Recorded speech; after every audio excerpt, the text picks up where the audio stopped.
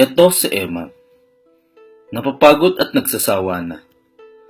Nagsasawa na si Eman sa paggising ng maaga, araw-araw para pumasok sa trabaho niya. Napapagod na si Eman sa pag-uwi ng late para tapusin ang mga deadline ng trabaho niya para di siya pagalitan ng boss niya. Nagsasawa na si Eman sa maliit na kita kahit masipag naman siya sa trabaho. Napapagod na si Eman dahil kahit 10 taon na siya sa trabaho, wala pa din siyang ipon at di niya mabili yung mga bagay na gustong-gusto niya at mga pangarap niya. Pagod at sawa na din si Eman dahil di siya makatulong sa mga gusto niyang tulungan at wala siyang oras sa pamilya niya. Sa madaling salita, napapagod at nagsasawa na si Eman sa buhay niya bilang empleyado. Ito naman si Leia. Nahihirapan at naiiyak na. Nahihirapan at naiiyak na si Leia dahil gusto niyang umuwi ng Pilipinas para makita at makasama ang pamilya niya. Pero walang choice si Leia kundi magstay sa ibang bansa at malayo sa pamilya niya dahil kailangan niyang kumayod para may maipadala siya sa pamilya niya sa Pinas. Sa madaling salita, nahihirapan at naiiyak na si Leia sa buhay niya bilang OFW. At ito naman si Kevin. Nahihiya at naiingit na. Nahihiya na si Kevin humingi ng baon sa parents niya dahil alam niyang kulang ang kinikita ng parents niya. Naiingit na si Kevin sa mga classmate niya tuwing may project, thesis, at bibilihin ng mga libro dahil di niya magawang makapag-provide nito. Sa madaling salita, nahihiya at naiinggit na si Kevin sa sitwasyon niya bilang estudyante.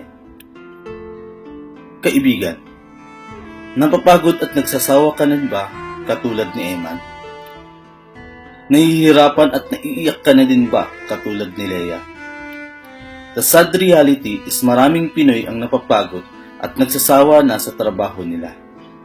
The sad reality, maraming OFW ang nahihirapan at naiiyak na. The sad reality, maraming estudyante ang nahihiya at naiinggit na. Ako nga pala si Sanito Sederia. Katulad mo din, isa din ako sa dating nahihirapan at napapagod sa dati kong trabaho.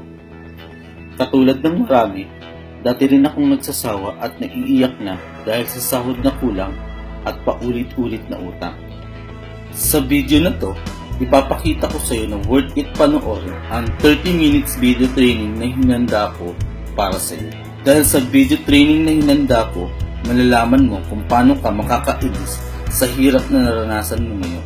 Matutunan mo din kung paano kumita ng 6-figure in just a month kahit busy ka sa ibang bagay. Ituturo ko din sa iyo sa video na to ang proven and effective formula na ginamit ko na naging rason ng malaking pagbabago ng buhay ko. Kapag napanood mo ang 30 minutes video na ginawa ko, madidiscover mo ang exact system na ginamit ng maraming Pilipino, paano sila kumita ng malaki at naging successful. Ito ang ilan sa kanila. Ito naman si Janet Paha, nurse for 8 years, ngayon kumita ng 1.9 million at nagmamayari ng Camaro.